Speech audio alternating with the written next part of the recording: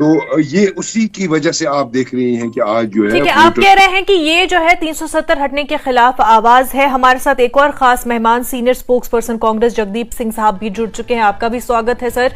जगदीप साहब, पीएम मोदी तो कह रहे हैं कि ये 370 की जीत है, 370 हटाया, तभी देखिए कि किस तरह से डेमोक्रेटिक प्रोसेस श्रीनगर में फल फूल रहा है। मनोजा जी आदाब, बहुत बहुत शुक्रिया, आपने मौका दिया। देखिए, जब हम माननीय प्रधानमंत्री नरेंद्र मोदी के मुखार बिंद से निकले एक एक बयान की बात करेंगे तो इतना विरोधाभास है कि समझ में नहीं आता कि आखिर प्रधानमंत्री कहना क्या चाहते हैं। कभी वो बात करते हैं मंगलसूत्र की, कभी बात भैंसों पर आ जाती है। अभी वो कहकर हटे जब उन्होंने मुस्लिम्स पर बयान दिया, और वो बड़ा शर्मनाक बयान था, मैं बड़े अफसोस के साथ कहना चाहता हूँ। रही बात धारा 370 की टूटन की, तो इस मामले पर जब हम बात करते हैं तो मैं बड़े स्पष्ट शब्दों में आपको बता दूं, गहनता से इस पूरे मामले पर विचार और मनन की जरूरत है। सबसे पहली बात तो ये कि जिस अनुच्छेद का पहला सब सेक्शन ये कहता हो कि जम्मू कश्मीर भारत का अभिन्न अंग है, तो फिर उस अनुच्छेद की क्रेडिबिलिटी पर सवाल या उसको सियासी मफाद अपने हल करने के लिए इस्तेमाल करना कहां तक वाजिब है। और दूसरी बात, देखिए, जब इस देश के साथ जम्मू कश्मीर का विलय हुआ, ये जग विदित बात है, दुनिया जानती है, तो वो जो 532 या 35 रियासतें थी उनके साथ नहीं हुआ, ये उन रियासतों में था जो बड़ी। जगदीप साहब, आपका ऑडियो हम तक नहीं पहुंच पा रहा है। आपसे दरखास्त है कि आप एक बार अपना फोन का ऑडियो चेक कर ले। तब तक इकबाल साहब आपके पास आना चाहूंगी। चले मान ले कि लोग जो है सरकार के फैसलों से नाराज है, लेकिन ये बताएं कि ये भी सच है कि 30 सालों में पहली बार जो है इस तरह की वोटिंग परसेंटेज श्रीनगर में देखने को मिली। आपकी भी सरकार थी, ये पहले क्यों नहीं हुआ कि आप लोग जो है लोगों में ये एतमाद ला पाए और लोगों को वोट देने के लिए उनके घरों से आमादा करें उनको कि वो वोटिंग बूथ्स पर पहुंचे? ऐसा पहले क्यों नहीं हो पाया? अभी आपसे यही बात कही कि मिलिटेंसी के जो इंसिडेंट्स हैं वो आज भी जम्मू कश्मीर में होते हैं। आपने देखा होगा, ऐसी बात नहीं है कि मिलिटेंसी टोटल खत्म हो गई है। आप राजौरी, पुंछ या श्रीनगर में भी देखिए, कश्मीर में भी टारगेटेड किलिंग्स हो रही है। लेकिन क्या वजह है कि ये 40 साल के बाद ये वोटिंग इतनी ज्यादा हुई है? तो मैं आपसे कह रहा हूं, यही एक बहुत बड़ा वाकया इन 40 सालों में जम्मू कश्मीर के लोगों के साथ हुआ है।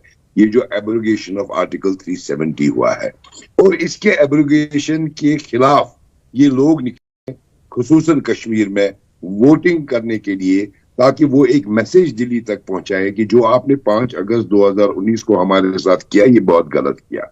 और इसकी सबसे बड़ा इसका सबूत, जैसे अभी मैंने प्राइम मिनिस्टर का ये अभी सुन रहा था आपके प्रोग्राम पर जी, तो ये एक गलत इंफॉर्मेशन जो है सारे मुल्क को दी जाती है कि लोग खुश हैं। ये एब्रोगेशन तो बीजेपी ने किया है, तो लोग फिर बीजेपी के साथ खुश होंगे। फिर बीजेपी का कोई कैंडिडेट क्यों नहीं उतरा है? क्या वजह है कि बीजेपी ने कश्मीर में कोई कैंडिडेट नहीं उतारा? तीनों सीटों में से एक भी सीट पे अगर प्राइम मिनिस्टर साहब कहते हैं कि लोग खुशियां मना रहे हैं, लोग खुश हैं इसके एब्रोगेशन से, फिर तो लोग बीजेपी से खुश होंगे, क्योंकि ये बीजेपी ने किया है। फिर अपने कैंडिडेट क्यों नहीं उतारे उन्होंने? पर वहां पर वो हिमायत कर रहे हैं दीगर पार्टियों की। नहीं, हिमायत करना, उनके हक में कैंपेनिंग भी की। अगर वो इतने कॉन्फिडेंट है, जैसे वो अभी बयान में कह रहे थे, हमारी तरफ से वो बोल रहे थे कि जम्मू कश्मीर के लोग खुश हैं, फिर तो वो बीजेपी के साथ खुश है। फिर उन्होंने क्यों नहीं कैंडिडेट उतारे? बेसिकली ये पूरे मुल्क को जो है इन्होंने 370 के बारे में बहुत गलत इंफॉर्मेशन दी है मुल्क के लोगों को। और आज भी, I am very sorry to say, आज भी लोगों को यही गलत इंफॉर्मेशन दे रहे हैं। जगदीप साहब, आप क्या कहेंगे? क्योंकि बार बार जो है बीजेपी की तरफ से ये बयान आते हैं, बल्कि वज़ीर आज़म ने भी, प्राइम मिनिस्टर ने भी ये बयान दिया कि बीजेपी को 400 के पार पहुंचा दे, बट नहीं तो कांग्रेस जो है 370 वापस लाएगी और राम मंदिर पर बाबरी का ताला लगवाएगी। बड़ी विनम्रता पूर्वक आपको कहना चाहूंगा कि पहला जो सवाल आपका था धारा 370 का जी, अब ये मामला बहुत बड़ा है तो इस पर निश्चित तौर पर समय चाहिए होता है। चलिए, अब आपने दूसरा सवाल पूछा है। एक तो मैं मुतासिर हूं जो फेलो साथी कह रहे हैं कि इससे बड़ी मुझे लगता है और कोई सफाई हो नहीं सकती कि जो पीएम इतने बड़ी बड़ी दावे कर रहे हैं कश्मीर में वोटिंग को लेकर, तो उनके नुमाइंदे क्यों नहीं है? इसी से सब स्पष्ट हो जाता है। और रही बात, अब आपने जो बात की, जैसे बाबरी ताले की बात की, जो 400 पार की बात की, तो आप मुझे बताइए, अनंतराम हेगड़े का जो बयान है, जिसमें इन्हीं के सांसद, जिसमें ज्योति मिर्धा शामिल है, वो ये कहती साफ नजर आई कि हमें 400 सीटें दीजिए, हम संविधान बदल देंगे। आज मोदी जी उसी की लिपापोती पर लगे हैं। मैं फिर से कहना चाहता हूं कि मोदी जी के तमाम बयान जो है उनमें एक विरोधाभास झलकता है।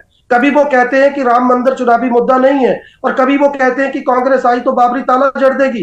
कभी वो कहते हैं कि इस देश का जो पहले का इतिहास था 2014 का, उस पर उनको शर्म आती है, और उसमें वो वाजपेयी साहब का कार्यकाल भी गिन लेते हैं। तो एक प्रधानमंत्री जैसे गरिमामय पद पर बैठे व्यक्ति के मुखार बिंद से ऐसे शब्द जो हैं वो कहीं ना कहीं लोकतंत्र को शर्मिंदा करते हैं, मैं ये कहना चाहूंगा। और दूसरी एक अहम तरीन बात यहां मैं जोड़ना चाहूंगा इसके साथ, देखिए मुन्नजा जी, आज परिस्थितियां जो हैं वो पूरे देश में काफी हद तक पारे की मानित साफ हो चुकी हैं। जितने चरणों का मतदान हुआ है उसमें एक आमूल चूल किस्म का परिवर्तन देखने को मिल रहा है, और शायद यही कारण है कि इतने बड़े पद पर बैठे भाजपा के आला नेताओं की बौखलाहट जो है वो उनके बयानों में साफ साफ नजर आती है। जी मुर्तजा जी। इकबाल साहब, आपसे जानना चाहूंगी कि जब आर्टिकल 370 की बात होती है तो वज़ीर आज़म ने बोला है कि 370 पर लोग बस सियासी रोटियां सेकते आए हैं, चाहे कांग्रेस हो या फिर पीडीपी नेशनल कॉन्फ्रेंस। लेकिन अब जो है 370 के नाम पर ये और लोगों को बेवकूफ नहीं बना पाएंगे। इस पर क्या कहेंगे, जबकि बार बार हम ये देख रहे हैं कि हर चुनावी रैली में 370 का जिक्र तो होता ही है। इकबाल साहब, जो हमारे प्रधानमंत्री 370 की बात करते हैं, ये पिछले 5 सालों से ये बात कर रहे हैं और सारे मुल्क के लोगों को ये जो है गुमराह कर रहे हैं। बल्कि इस पर बात करने से इनको वहां बहुत वोट मिलते हैं जम्मू कश्मीर के बाहर, क्योंकि इन्होंने एक ऐसा तासुर दिया है हमारे मुल्क के लोगों को कि जैसे जम्मू कश्मीर जो था किसी और मुल्क का हिस्सा था, और 370 हटाकर हमने जम्मू कश्मीर को हिंदुस्तान में शामिल कर दिया है। और ये बात वो हर जगह बोलते हैं, हर इलेक्शन में बोलते हैं, जबकि ये हकीकत नहीं है। जम्मू कश्मीर हिंदुस्तान का हिस्सा 1947 से ही था। 370 को एब्रोगेट करने से या इसको लागू करने से, बल्कि 370 ही तो एक बहुत बड़ी वजह थी जिससे वो हिंदुस्तान का हिस्सा था। वही तो एक ब्रिज था गवर्नमेंट ऑफ इंडिया और जम्मू कश्मीर के बीच में, जो लोगों की मर्जी से था, जो लोगों के विश्वास से था, और जो यूनियन ऑफ इंडिया से मिल गया था।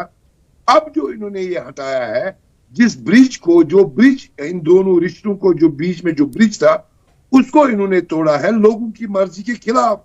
एक यूनिलैटरल डिसीजन लिया है जो जम्मू कश्मीर के लोगों के खिलाफ एक डिसीजन है।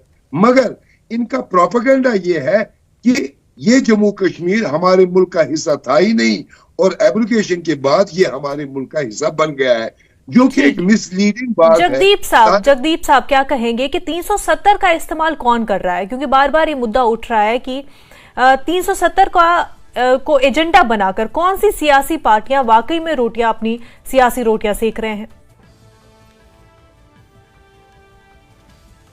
जगदीप जी, क्योंकि ये मुद्दा बहुत बड़ा है। जी, सबसे पहली बात तो मैं आपको ये बता दूं कि जैसे मैंने पहले कहा कि इस अनुच्छेद का पहला सबसेक्शन ये कहता है कि जम्मू कश्मीर भारत का अभिन्न अंग है। दूसरी बात, आपने अक्सर देखा होगा भाजपा के तमाम नेता और प्रवक्ता जो है वो 35A की बात करते हैं, वो वाल्मीकि समाज की बात करते हैं, वेस्ट पाकिस्तानी रिफ्यूजियों की बात करते हैं, गोरखा समाज की बात करते हैं। यद्यपि आपको सुनकर हैरत होगी कि 35A हमारे संविधान का हिस्सा था ही नहीं। It was included in the 1965 presidential order. और हमें उन परिस्थितियों को समझना होगा जिन परिस्थितियों में इस देश के साथ जम्मू कश्मीर का विलय हुआ। उस वक्त हालात ऐसे थे कि पटेल साहब को और नेहरू जी को कुछ शर्तों पर सहमत होना पड़ा। और मैं आपसे पूछना चाहता हूं कि वजीरे आजम, सदर रियासत जैसे शब्दों को किसने खत्म किया? किसने यहाँ पर सुप्रीम कोर्ट की जो पावर थी उनको यहाँ पर इनिशिएट किया? किसने इलेक्शन कमीशन को वो तमाम अख्तियार दिए जो यहाँ पर पहले नहीं थे? तो कहने का तात्पर्य ये है कि बार बार 370 की बात करके लोगों को, देश को दिग्भ्रमित करने की हर पुरजोर कोशिश जो है वो भाजपा कर रही है। और एक बात मैं यहां और बता दूं, इस टूटन के बाद जो लोगों के अख्तियार थे, जैसे जमीनों पर अख्तियार था, नौकरियों पर अख्तियार था, वो तो उनके हाथ से निकले ही। आज आलम यह है कि मंदिरों का ये शहर जो जम्मू है, ये शराब माफिया का शहर बना दिया गया, खनन माफिया का शहर बना दिया गया। यहाँ पर इतनी ज्यादा ठेकेदारी में लोगों को जो है बाहर से लाकर उनको यहाँ पर इंगेज किया गया कि यहाँ के लोगों में आक्रोश है। तो 370 की टूटन पर बार बार सियासत करके भाजपा केवल और केवल लोगों को, आवाम को। जगदीप साहब, इंडिया अलायंस का हिस्सा आप भी है, पीडीपी भी है, नेशनल कॉन्फ्रेंस भी है। पीडीपी नेशनल कॉन्फ्रेंस का कहना है कि 370 को वापस लाना है। कांग्रेस का वाज़ेह स्टैंड इस पर क्या है? जो फैसला जिस तरीके से इन्होंने इस